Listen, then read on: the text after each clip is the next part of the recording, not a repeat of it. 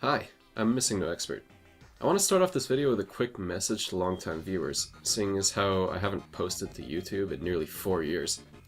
For you all, I'm going to be creating a video discussing my absence and having a chat about the channel. I don't want to devote too much time to that in this video, as I expect this one will probably reach a bit beyond my usual audience. Just know that we're going to talk about it. I have quite a bit to say, and I'm sure you all have thoughts on that too. Right, so let's get to the meat of this video. Let's talk about Sword and Shield. By the way, some light spoilers are in this video. I show some cutscene direction from an encounter with a legendary, and that's about it. You've been warned. In all likelihood, you already know where you stand regarding Pokemon Sword and Shield. Obviously, you're either buying it, or you're not. Many people watching this will likely stand opposite me on the matter, so let me be 100% clear and upfront about this. I'm disappointed with the Pokemon Company and Game Freak, and I won't be purchasing these games. This video is an exploration as to why that is. Now, my hope is that at least some people who are not in agreement will hear me out anyway. Even if you fully intend to buy these games, I think a different perspective could be useful. A lot of the conversation surrounding these games has devolved into angered shit-fligging from both sides, which is always unfortunate. But beyond that, I see a lot of nitpick-level criticism about things that hardly matter from people who won't buy the game, as well as impassioned defense of what I would call objectively bad developer decisions from people who will. So my intent here is to criticize those decisions without having to resort to tiny nitpicky details. Sound good? Now, before we dive all the way in, we need to talk a little bit about the value of criticism and voting with your wallet. Let's establish one thing right away. The Pokemon Company does not care about a single thing the fans have to say. Whether we're happy or not with their product is absolutely no concern of theirs as long as they make enough money. That means that the only way to express dissatisfaction in a way that will be heard is to withhold purchase. Now, you need to understand that how you feel about Pokemon is different from how the Pokemon Company thinks you feel about Pokemon. And it would be good if we could translate between those two things. So let's try that. A person who does not buy the game is telling the Pokemon Company this: I am not satisfied with this product at this price, please change how you make Pokemon games next time. A person who does buy the game is telling the Pokemon Company this: I am satisfied with this product at this price, please continue making the same decisions that got you here. Now, it doesn't actually matter how you feel about it. This is what the Pokemon Company will think your feelings are based on your purchase decision. Sales will tell them whether their decisions paid off. Nothing else. For a lot of people, I expect there to be a disconnect right here.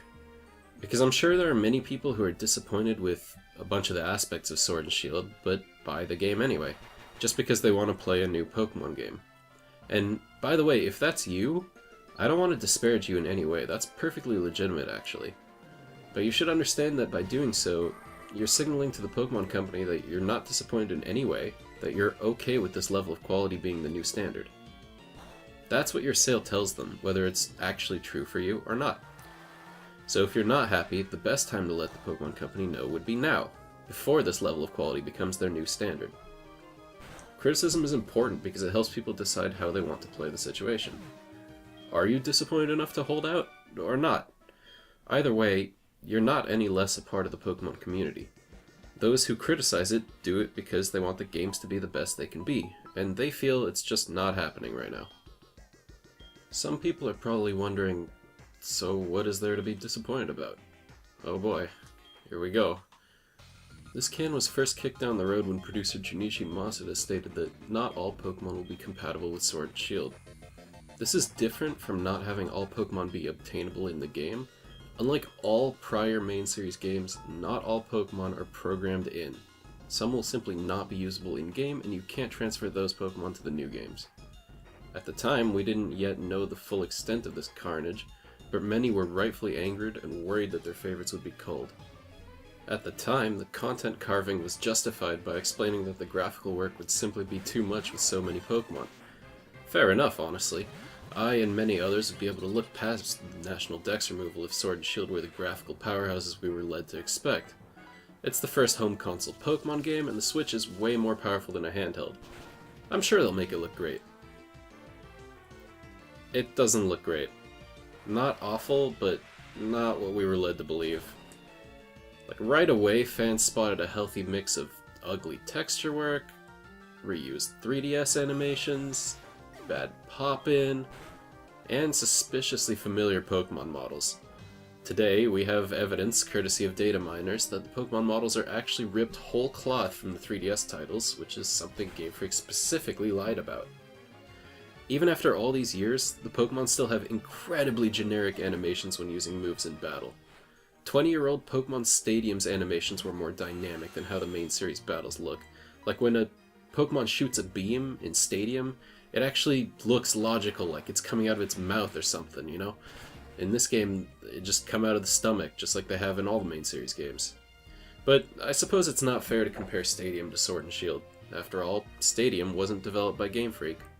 The animation is also pretty poor outside of battle. Like, just look at this, they still do that awkward thing where they rotate about in place instead of having a natural looking turning animation. It looks like they're piloted with tank controls from the mid-90s. On top of all of this, there are problems with the dynamic lighting and what seem to be serious frame rate issues in some sections. The graphical work here is about on par with the 3DS titles in my opinion, maybe just a little better. They've done so little in this area to justify cutting any Pokemon, and that they'd spin a bunch of lies about creating models from scratch is really disappointing. So it's not just that the graphics are mediocre, or that the National Dex is gone. It's both. And they tried to use the first to justify the second, which just doesn't hold up. A lot of moves have also been cut, some of which are signature to cut Pokemon, but others that are not. If you want a complete list of cut Pokemon and moves, so you can check your favorites, I'll add that to the description. But I could get past even this if the game took big strides forward in gameplay. In typical Game Freak fashion, it doesn't. Ever since Generation 6, innovation in gameplay has mostly come down to a new battle gimmick each generation.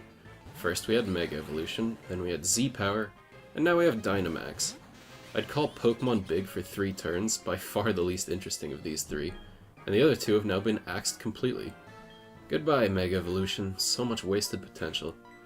This is just one example of how Game Freak loves to introduce awesome mechanics and then cut and forget about them.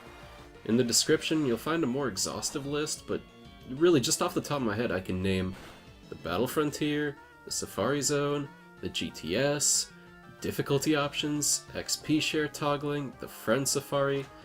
All of this is absent from Sword and Shield. Like, the inability to turn off the XP share combined with the one easy difficulty is a really bad 1-2 punch. We now know that it's easy to surpass the level curve of the game quickly and make it a complete cakewalk. The lack of the GTS is really awful too. Many online features we've come to expect from Generation 6 and 7 are just gone. Now, I want to talk Pokemon, and how bad it looks compared to its contemporaries. Specifically, let's talk about a comparison I've been seeing quite a bit of on the internet. We're going to be comparing Sword and Shield to Fire Emblem Three Houses. This one is dreadfully common. A lot of people who defend Game Freak use Three Houses to justify poor graphical fidelity. That turned out to be a good game, so why is this a problem in Sword and Shield? Okay, so let's set aside that Game Freak has absurdly more resources to work with than Intelligent Systems, and compare the products in a vacuum. Three Houses is almost universally acclaimed by its player base. The Fire Emblem community is loving it, and they don't agree on much, so this is pretty great. And yet, admittedly, it looks a bit crap. Graphically, this game is maybe on par with Sword and Shield, probably worse. So why is Three Houses allowed to be like this, and Pokemon not? The main reason is that it's insanely content-rich. Three Houses has 4 separate storylines that diverge a lot after about a third of the way through, and the writing quality is a triumph compared to Fire Emblem Awakening and especially Fates, not to mention any Pokemon narrative.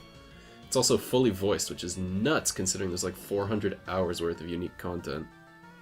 A huge number of gameplay mechanics were added for more strategic depth, both inside and outside of combat. I'll spare you too many details, because I know not everyone here is as into Fire Emblem as I am, and I don't want this to just become a review of Three Houses.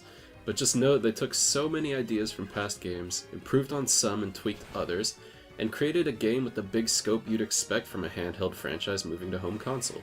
Three Houses is huge, it's excellent, and it's a fresh experience. Game Freak is not in the business of creating fresh experiences. Quite the contrary. The Pokemon formula is extremely stale, and I'd argue they've gone backwards with all the features they've removed, including cutting more than half the Pokemon. Meanwhile, they've failed to give us enough new stuff to play with to make up the difference. now that the game's out, we even know that the post-game is short and sparse. Now look, feature creep is something a long-running franchise definitely has to take into consideration. Of course, Pokemon games never have enough features to qualify anyways. Just about all gameplay improvements, no matter how beloved they are cut right away. And this is actually a really long-standing problem with the franchise. Like, you can go back to Generation 3, it was a problem then. But Sword and Shield are seriously some of the most lacking games in the franchise in this regard. If you want a Pokemon experience with rich and engaging gameplay features, you're gonna have to back all the way up to like a Heart Gold, Soul Silver, or Black and White 2. The point is, Intelligent Systems give us a content explosion, Game Freak is giving us a content reduction. This is why Three Houses is allowed to look ugly, and why Pokemon looking mediocre is so unacceptable to people. The graphics are how they justified this reduction, and they aren't even good. So that's the Three Houses comparison, and I'm sorry to say that this is probably the most favorable comparison I can make for Pokemon. All of its other contemporaries blow it out of the water in every category, while Three Houses at least lags behind in graphics. Smash Ultimate's Everyone is Here is pretty funny compared to Pokemon's extermination of half its monsters. Mario Odyssey and Zelda Breath of the Wild both revolutionized their franchises in terms of gameplay and look so much better. I can't help Pokemon out here. It just doesn't compare. Sure, Pokemon has shorter turnover between games than those franchises, but that doesn't make the games better by comparison or anything. It just means Game Freak could hypothetically make something better with more time. But that's not the world we live in. So I ask you, dear viewer, why do these games cost $60? Why do we still need 2 separate versions in 2019 when Three Houses can put 4 versions on 1 cartridge? What exactly has Game Freak given us here that justifies 150% of the price? Because in my opinion, the answer is nothing. I think $60 is laughably unjustified by this game's content. I don't think it's better than the 3DS titles, in many regards it's worse, and yet it costs 1.5 times as much. Now the answer, of course, is that it costs that much purely because it's an old convention for AAA home console games to cost $60. Fair enough. But if you aren't offering a product worth $60, I'm just not paying that. Who knows, maybe if enough other people have felt the same way, Game Freak might do things better next time. And as someone who loves this franchise so much, that's what I want in the end. I don't want more games like this. I want better because I know they're capable of it. I still have faith in that. They could make a timeless classic with the resources at their disposal, but they don't have to, so why take the risk? Coasting on their brand's name isn't enough for me anymore. That's why I'm not buying Sword and Shield. Before we wrap up, let's talk a little bit about used goods. Buying the games used is a decent strategy. It allows you to protest the quality while still getting to play the game, since your money doesn't go to the Pokemon Company. If you can find it used, go ahead. You don't affect their bottom line, which is the important part here. However, if you're banking on doing this, do keep in mind that A. You might struggle to find a used copy until well after launch. B.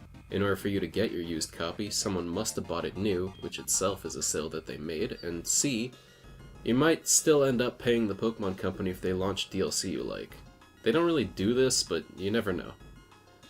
By buying a game used, you're denying the Pokemon Company your money, but they do already have someone else's, so it's kind of a half measure.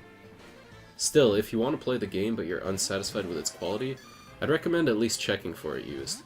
If you have the strength to hold off on getting it new, there's a good chance that you can voice your complaints while still getting to play. Now, I'm heavily leaning towards skipping this game entirely since there's literally nothing here I like, but I know Game Freak's bad decisions matter to everyone to a different degree. At the end of the day, I want you to do what makes you feel good, whether that's buying new, used, or skipping. You do you. I'll close out with this. Over the course of this video, I've been showing footage of me playing the Battle Factory in Pokemon Heart Gold. The Battle Factory is my single favorite feature ever put into a Pokemon game. I have more happy memories with this facility than any other aspect of these games. Playing it with my closest friends, trying to get as far as we can even when given bad picks, trolling them by attacking their Pokemon, coming up with amazing unexpected synergies. I got so many hours of pure fun out of this feature. It would be pretty easy to bring this back. Like, just imagine it with Wi-Fi and all the Pokemon ever created. I'd have so much fun with that. Honestly, It kinda sucks to think about how awesome that could be. Because I'm resigned to never seeing the Battle Factory again. That's just how Game Freak operates. As long as the games sell off the brand name alone, they'll happily reduce them to avoid unneeded work. If you have a favorite feature like this, or now a favorite Pokemon that's been cut like I do, you have my understanding. It's okay to be disappointed. It probably means you love something. Thank you for watching, and good night.